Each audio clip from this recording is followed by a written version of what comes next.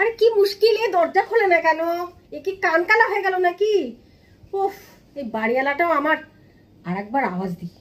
হ্যাঁ, dish dish dish dish. কি হলো? কি এমন করে দরজা থাকতে দিচ্ছেন কেন? এই যে আপনাকে বলেছিলাম না, আপনি চিন্তা করবেন না, আমি ঠিক দিয়ে দেবো। দিন দেখি।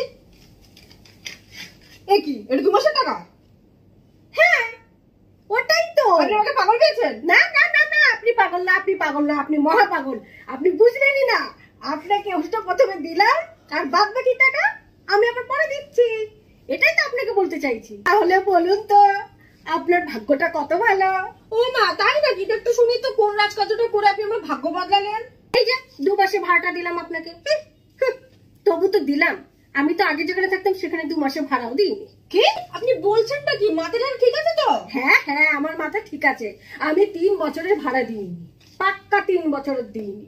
উল্টে মধ্যে সাথে ঝগড়া করেছি, বলেছি আমি আপনার বাড়িতে আছি বলে আপনার ঘর পরিষ্কার থাকে, আমি আপনার বাড়িতে আছি বলে আপনার একা মনে হয় না, আমি আপনার বাড়িতে আছি বলে আপনার বাগানের ফুলগুলো চুরি হয় না। বাবা, কেন কি? চুরি তো আমিই করি, সেটা অন্য ব্যাপার। তাই নিশ্চয় আপনাকে ফুল পেট পাতা দিয়ে পুজো করেনি, নিশ্চয় আপনাকে জুতো পেটা করেছে। আরে না না, এখন আর এসব কেউ করে না। তুই আপনি কিছু জানেন না। সেই তো। হ্যাঁ রে, শুনুন তো আমার কথা।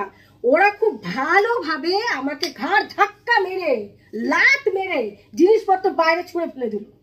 এত ভদ্র মানুষ, ওদের মতো মানুষ দেখা যায় না।